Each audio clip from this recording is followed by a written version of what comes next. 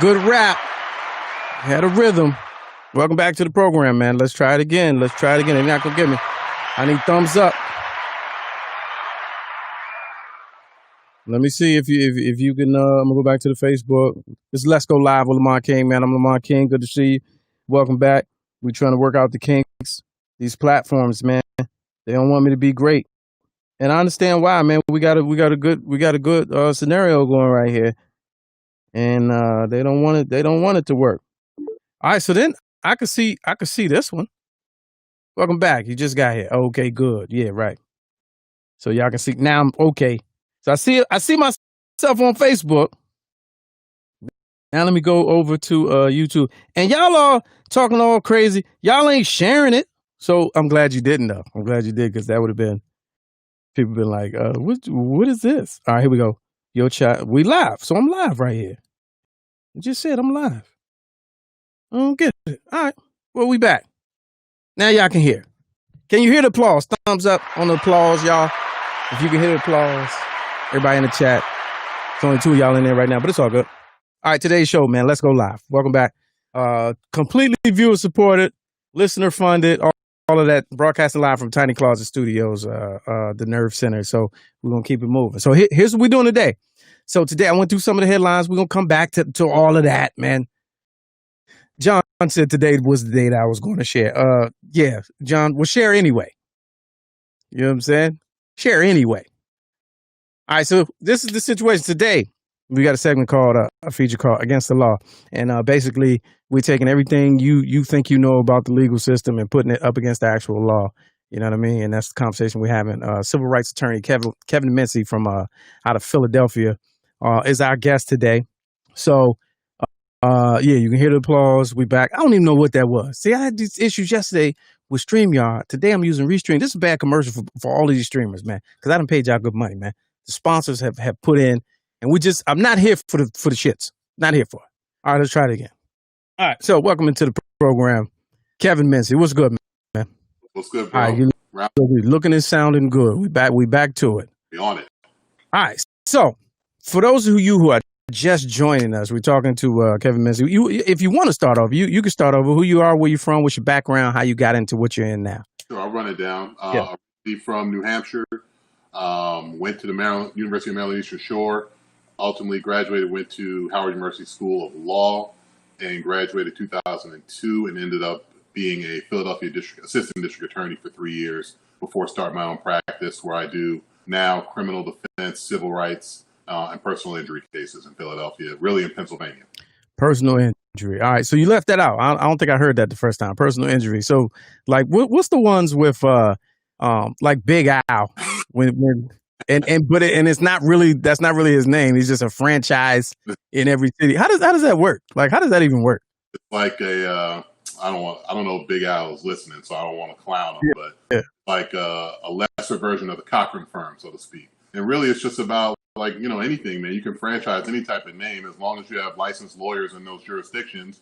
If they trust that name, like Cochran, then you can open up an office everywhere and have licensed lawyers in that state working under that name. I didn't even realize that, and I don't think most people would know that either. Because I'm like, when they say Big Al, and in this city, Big Al is attorney so and so, such and such. I'm like, well, nah. If I call the place, I want to talk to Big Al.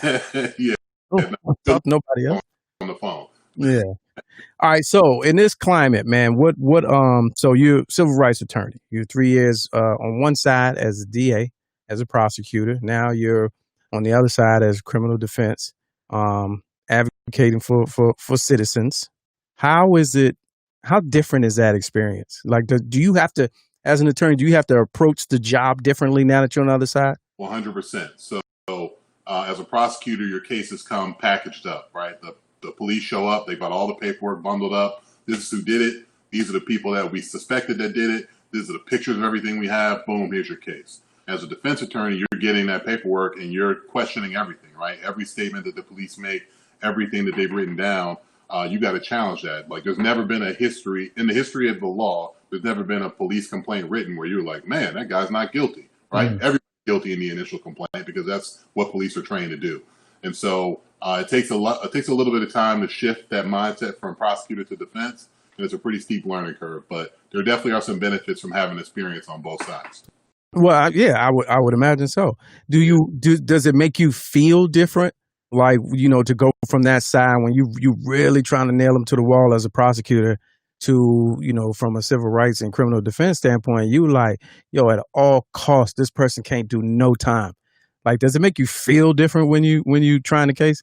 You definitely feel like a superhero when you win on the defense side, because all the chips are stacked against you, right? They have all the resources of the state or the city against you.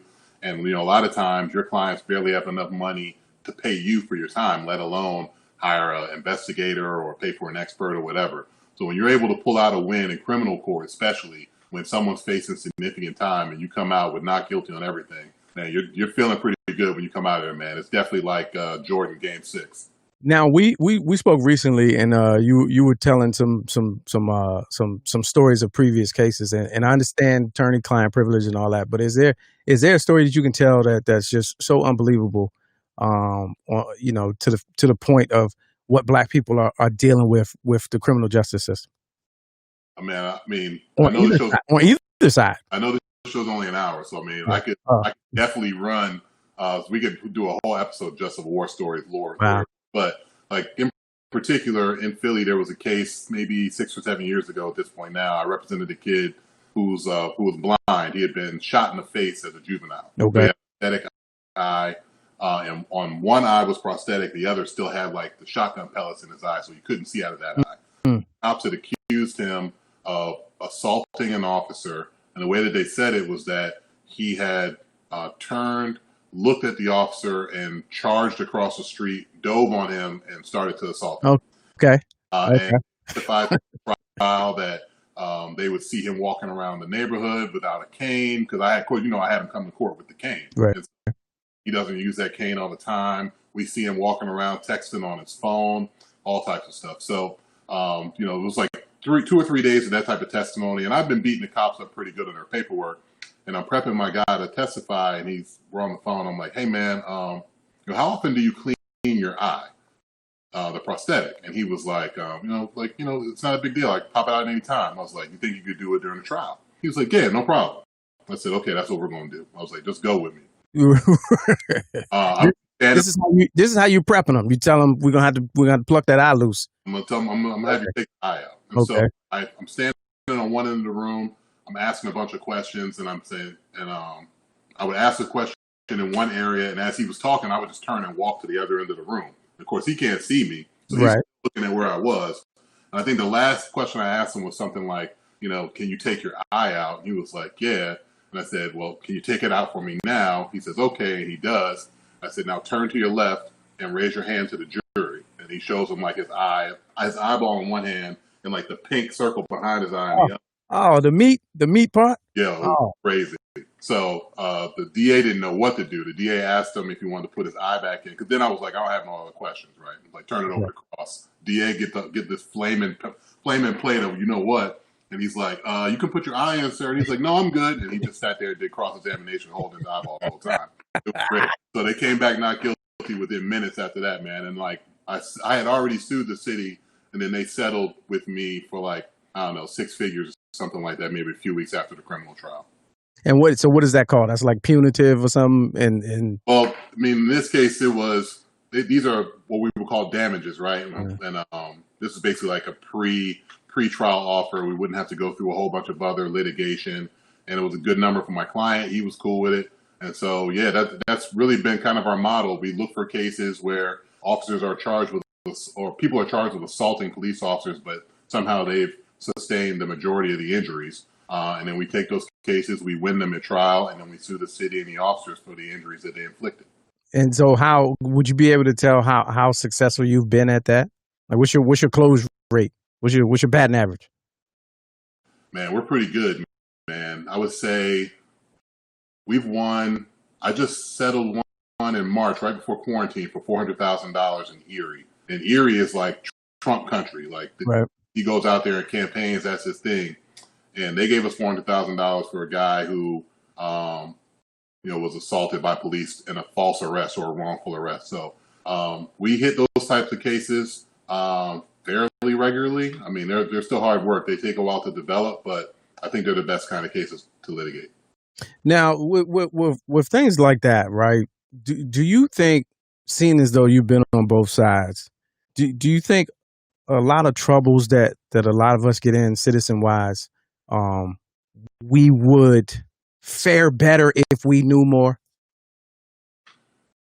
Yeah, I mean, or some situations just unavoidable for Black folks in America. I think there's a wide variety of people who you encounter in the criminal justice system. So there are many of those people do not consider what consequences are at all, right? And so, to say that, if we knew more, would we do better? I mean, maybe. It's like some of these people just don't care. They live a particular type of life, and they're just going to do what they want to do. And then there are other folks who are good people, but just get caught up in a bad situation. And those are the people who I think if they knew better, they might make a little bit better decisions. It's hard to quantify what the percentage is on something like that, but there are those types of people that exist. Yes. Because I always wonder when like this segment is called Against the Law, right? And everybody, when you start talking, especially now during this political climate and current events, you start talking, people's rights and all this. Everybody, tends to think that they know everything, and it be like those little areas of legality that a normal person would get tripped up on because they would have no clue that it's even there. I was telling somebody a story the other day about, freshman year in college. I had a police officer stop me, and his whole rap, and this is years ago, his whole rap was, in the state of Maryland, you can't be caught out. Well, not caught out, but he was asking, he was dressing us. He was asking us for our ID, and I wasn't giving it up. And I told him I ain't have it. So he said, you have to have identification and $1. What? And this is what he said. He said money, some nominal amount of money. And he said, typically $1. So he's trying to act like he was schooling us. He was like, don't leave your house without your ID and at least $1. And the people around me at the time bought it, and they were like, oh, okay, that's real. And I was like, that makes no sense. So it'd be like little, it might be a statute, or it might be some type of, ordinance, or, little things in the town or the commonwealth that you're in, or the municipality. Is it important to, as we leave our house, know all that type of stuff? Well, I would say that there's definitely some things that I like to tell people when I'm doing like these know your rights type things, and I'm talking to folks about how you should interact with police generally. The main thing I tell people is that, generally speaking, cops do not ask you for permission. Meaning, if a cop thinks that you have done something wrong, they will order you out of the car, right? They will tell you, up against the wall, get out the car, whatever. The cop says, hey, can I search your car? Right? They ask permission, and because they don't have a right to do it, you should say no. Can I go through your trunk? They ask permission. You should say no. Can you give me the password to your phone? They're asking permission. You should say no. So, cops are usually pretty explicit. If they have a right to do something, they're going to order you to do it. Now, if they order you to do something and it's later found that it's illegal, that's fine. That's what lawyers like me and other folks are for, to argue it out in court. It's not your job to argue that out in the street. You're not going to win that fight. So if they violate your rights, you let them violate them, but you're going to make them take your rights for you, right? We don't give up rights. So oftentimes the most frustrating things are people who just give statements to police unnecessarily, or who give consent to search to officers when they don't have to, and then knowing that they have something in their car. And we could have won the case, but for you signing this piece of paper for allowing the officer to search your trunk. So don't think that being over cooperative is the way to smooth things out with the police department. If they have a right to search you in your vehicle, they're going to do it. But if they start asking you for it, just tell them no. So, but how do you know if it's warranted or not? Because you're saying no, and you thinking you all good, but you really do have a busted taillight. Like it really just went out when you bent that last corner. Well, that's what I mean. If you don't know, and they know that you have a busted taillight, so to speak, or whatever, like that's one thing. I guess my point is that if they pull you over for speeding, or they pull you over for the busted taillight, and while they're talking to you, they're like, hey, you mind if I search your glove compartment? Well, you don't get to search my glove compartment because my taillight is broken. Okay. So no. Okay. Okay. Asking me is because you don't have a right to do it. And so that's the type of stuff I'm talking about. Got it. Where we we get pulled over for the taillight or for speeding, and we get nervous, and you start over delivering to the police. Oh yeah, sure. Go ahead, search my glove compartment. Search that zipped up backpack in the back seat. And meanwhile, there's a pipe, 2 blunts, and Right. $1. Paraphernalia. Paraphernalia and some weed, and all of a sudden you're taking a trip downtown instead of just taking your $70 ticket and going about your business. Wow. And you also talked about the money aspect, and it was something that I never really thought about. Where there's some jurisdictions who really make that money off of petty civil interactions. I don't even know what it's called, but like petty crimes. Whereas you get a ticket and you show up and it's $100 fine, and instead of fighting it, you pay that cash because you don't want a headache. And so there are definitely municipalities. I represent a couple of families here in Pennsylvania, in Chester Township, where they were being harassed by police and getting cited for loitering while in front of their homes.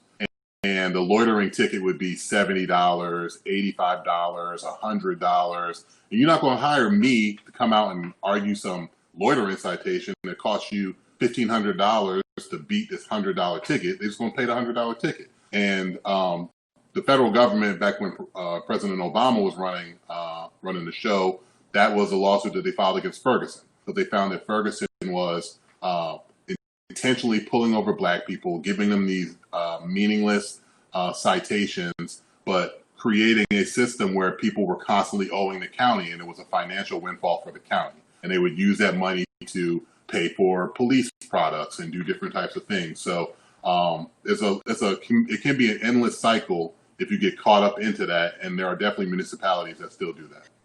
We're speaking live with Kevin Mincey, civil rights attorney out of Philadelphia, on Let's Go Live with Lamont King.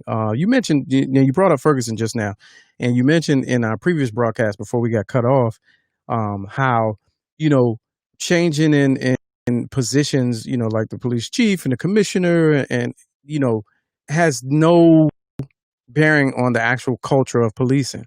So you mentioned Ferguson. Ferguson just had their first black female mayor, right?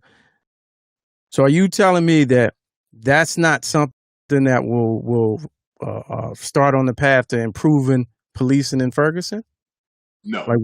Wow. I'm not saying that. I think that it will be. Oh, you're not saying that. Okay. I think that it can be the beginnings of a positive change, but understand that there are police officers in Ferguson, I'm sure in Ferguson, in Philadelphia, that have been police officers for 25 and 30 years, right? Mm-hmm. And so for here in Philadelphia, 30 years, you're going back 30 years, that is, you still have influences of, the Rizzo era and the police corruption and assault era, and those officers still work here. And so now they're the OGs. And so okay, got it. Come out of police academy, you get trained on the street by your OG.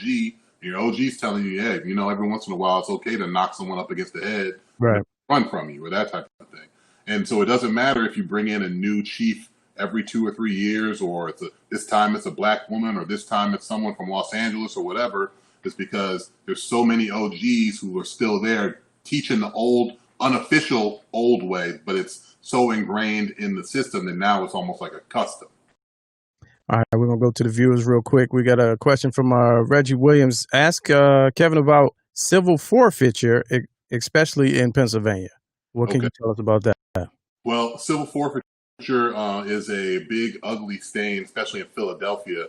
There have been findings, essentially, that the DA's office was enriching their budget by essentially civil forfeiture can be if you're living with your grandma, you're selling drugs at your grandma's house, they bust grandkid for selling the drugs, and then they put a lien on grandma's house because there's criminal activity occurring in the house. And then grandma doesn't answer the complaint right away, and then they get a default judgment against grandma, and now they have title to grandma's house and they can exercise that. Those are the types of things with civil forfeiture that Reginald was talking about. And so Pennsylvania has tried to make a lot of improvements in their civil forfeiture program. I think there's still a long ways to go. We've had a change in administration at the DA's office, so in Philadelphia, so they're not exercising the civil forfeiture rights as much as they used to, but that was certainly a problem back in the day here. Mm. Now, so we're familiar with like two major civil rights attorneys. We're familiar with, if you watch TV, we're familiar with Ben Crump and Lee Merritt. Sure. What are your views, if you have any, on those types of individuals now being notable personalities or celebrities, if you will? Is there a need for that, for them to be as high profile as they are? Because Ben Crump, of course, came to prominence during the Trayvon Martin case, but now he has like 6 cases, like the highest profile cases that are happening right now. He has. Sure. Is that something that's good or bad?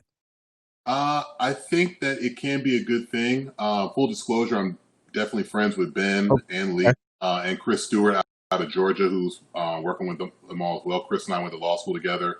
I've known Ben probably for 15 years now.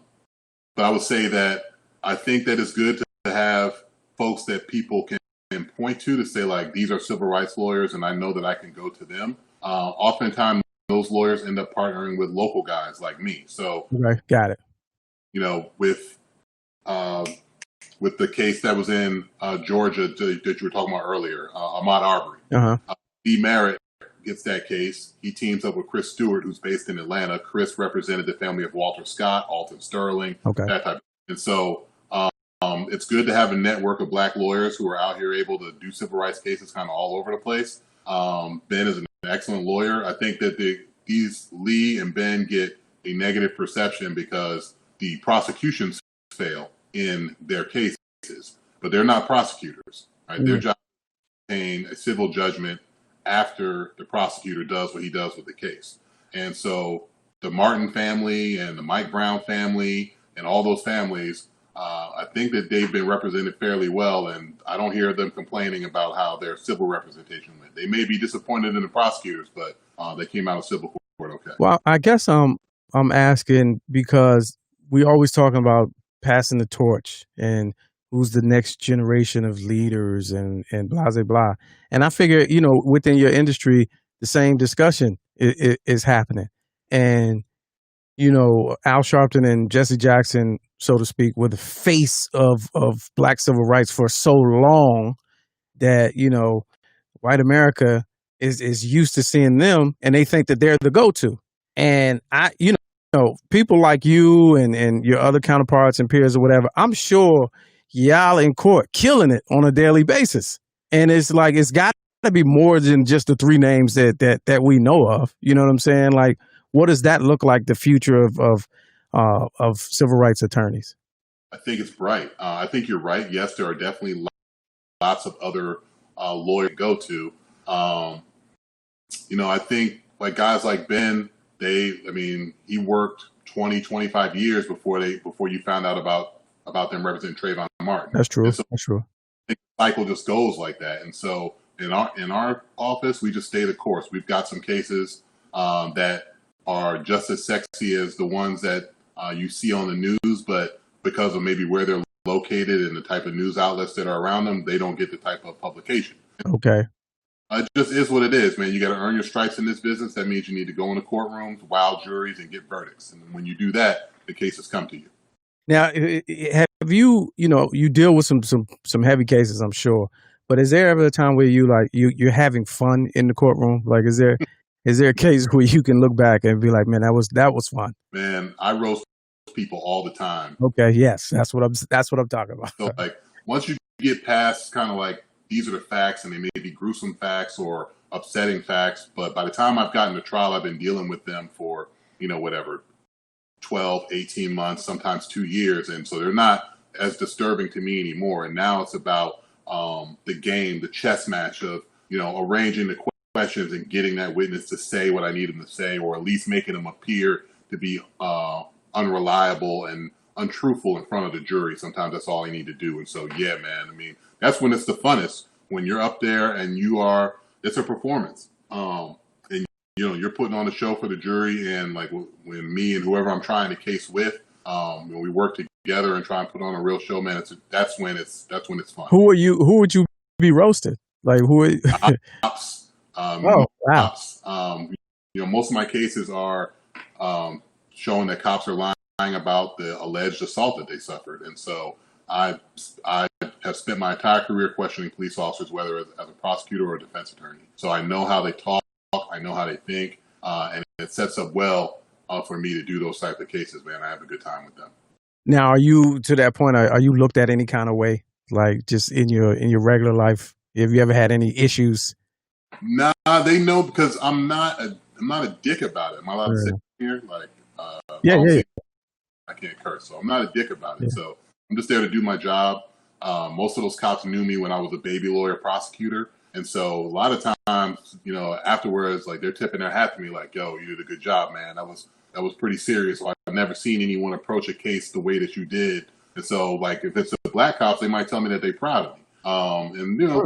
And maybe some of the white cops from some of the far-flung counties aren't necessarily our biggest fans, but even when I tried that case in Erie, a criminal case where no one thought we even had a chance, and we were going to sue the city after we tried it. Before the jury even came back, the judge was telling me and my partner how he enjoyed watching us try the case. This was a tremendous exhibition of trial lawyering or whatever. So when you get those compliments from whether it's your colleagues or the bench, then it doesn't matter if the cops hate you.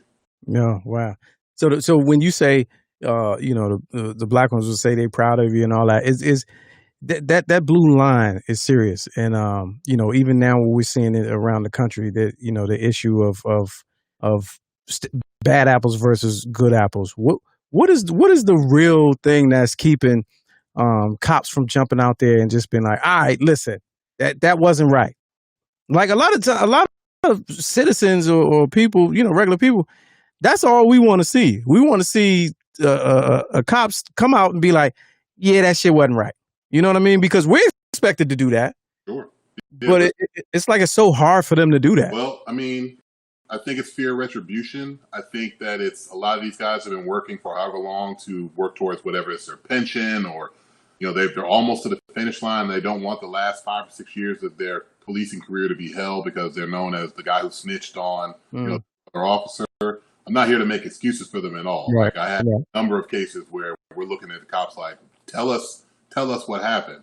And so, we just have to pull it out of them. That's my job. So I don't really get upset about that type of stuff. I know it's my job to make that case dance no matter what. And I'm going to get the cop to tell me what I need him to say, regardless of how they think they're going to answer my question. Well, yeah. I mean, if you're pulling out eyeballs in court, I mean, that's the... These Exhibit A is juicy, wet eyeball over here to the left. Is this the eyeball that you saw? Is this it? Is this the same one? No, imagine setting them up for 2 days on that, man. And then for my kid to pull his eye out at the end, it was a wrap. Oh, that's what's up. Is there footage of that? Is there a best of? A demo reel? Yeah. That's what's up. Well, I appreciate it. Civil rights attorney Kevin Mincey out of Philadelphia. Hey, man, if you ever stopped, you got traffic issues, or you handle tickets, what's the smallest, what's the littlest that you handle? Like if somebody really needed your services? It depends on how well I know you. Oh, so, okay. All right. If you really know me and you get a traffic ticket in Philly, I'll take care of it. Okay. But otherwise, I might just have to send you to somebody I know who can take care of you. All right. Everybody else got to call the office. What's the name of your firm? Mincey Fitzpatrick Ross, LLC. Mincey Fitzpatrick Ross, ladies and gentlemen. I appreciate it for joining us for Against the Law right here on Let's Go Live. Man, you got to come back and, drop some more knowledge, and I appreciate you. Bring me back, man. I love doing it, man. Thanks for having me on, bro. All right. There it is, my man Kev Mincey, civil rights attorney out of Philadelphia, Pennsylvania, man. An all-star in the courtroom, man. That's it. We need to know these faces. That's why I have them on the show, man. We're going to do this once a week, Against the Law. Just talking about the legal landscape. Everything you think you know about legality, and go ahead and put that right up against the law. You know what I mean? So that's what it is. We need to know these things. We need to know these people. We need to know these faces. So we know that we got options and angles. And those people out there fighting for us. Some of the stories he was telling me that I know we can't share, but it was just amazing. And it's like, now I get it. Like it's a machine. Like the one story that he even told about the people that got jailed for loitering, and they were in their front yard. And they went to court and paid the fine. Well, they couldn't pay the fine, and so they had to stay in jail for like the weekend or whatever because they couldn't. This was a low income area, and they couldn't pay the fine.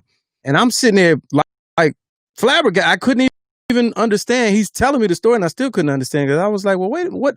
How do you not fight that? Because I'm like, how you going to sit here and cuff me in my front yard for loitering? And it happens, and you get away with it. And he was like, that's how it happens, because they get you in there with some BS charge, hit you with a fine that you can't afford, and then you gotta stay there. And luckily, he was one of the attorneys assigned to the case, took the case and was able to, vindicate them or whatever. But imagine that's happening everywhere all the time. That's ridiculous. So shout out to Kev, man. Glad to know we got people like that on the side of the citizen. Needs that. All right, I got time for one call, man. Let me see. Red said, "Oh yeah, word." Said my college roommate actually quit the force after dishonoring that blue line because it was weighing heavy on him. I guess. All right, let me put the phone number up real quick. Got time for one phone call. We're gonna see what these phone lines talking about. Because the other day it wasn't working, but I got one phone call. You take it. That's the line right there. Also, that's my Cash App. Appreciate y'all for tuning in. And we're going to leave. If I don't get a call, we're going to go ahead and sign off. Leave hearing a word from our elder. One of my favorite parts of the show. Let's see. While we wait, let's just go to that. Again, make sure y'all subscribing to YouTube. I need y'all so you get the notifications. So when I go live, ain't nobody got to tell you. I ain't got to hold your hand. It'll just come across your device and be like, oh, it's time for Lamont. Monday through Friday, 6 p.m. to 7 Eastern time. I got some dynamite guests. We already in the mix, man. I got some people lined up. Come in here, drop this knowledge. We had this fun, laugh a little bit. Download the app, Humor Mill app. They're going to carry the show. Get them on the Roku, on the Fire Stick, the whole nine. They on 250 million devices. So hopefully it's just 1%. If I can get 1% of that audience, I'll be good to go. You hear me? I'll be good to go. All right, here we go. And now, ladies and gentlemen,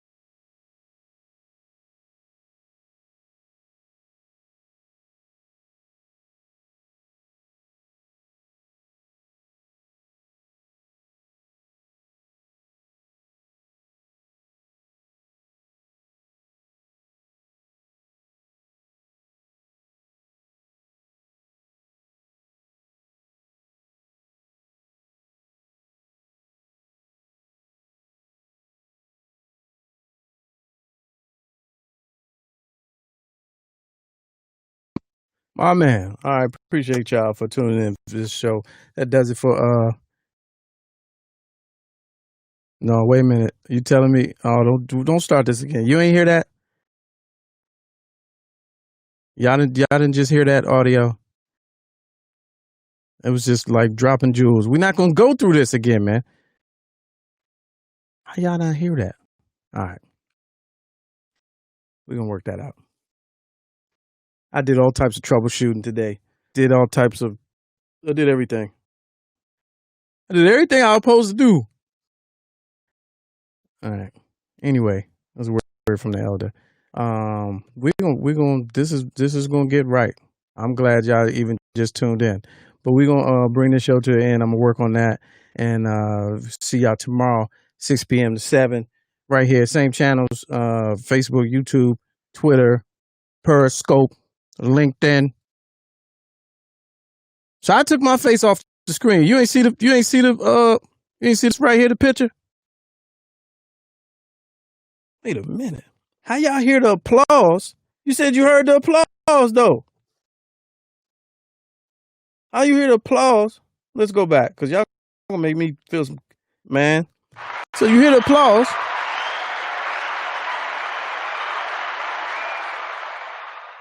Did you? I know it's a delay.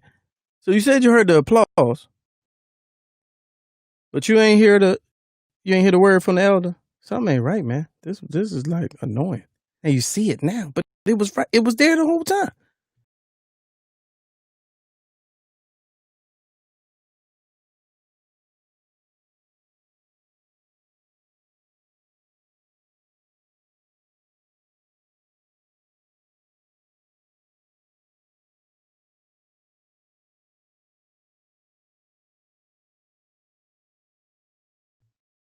So you don't get the screen share.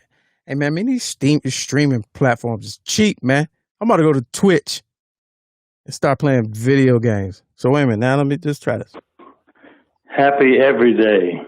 This is Alpha Papa with today's reflections.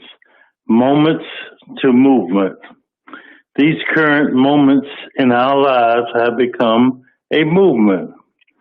Movements can be derailed from within. I have seen it happen over and over again in my lifetime. People join the movement with a different agenda than the purpose and the goals of the participants.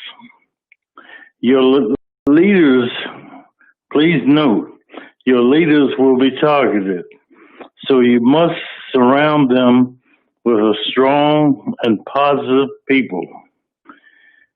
Also, do your own research. Talk to your elders. They have some stories to share. Our entire story must be researched and recorded for our future generations. It will not be easy. Racism did not happen overnight. Stay awake. Peace and blessings from Alpha Papa. All right. So yeah, I said y'all could hear that. All right. I don't know what the issue is, and that's not me in the picture, by the way. So anyway, there's the show. There's today's show. Appreciate y'all. We'll see y'all tomorrow. Got some bona fide guests coming on tomorrow to talk some real. So let some people know, man. I see y'all. Be safe.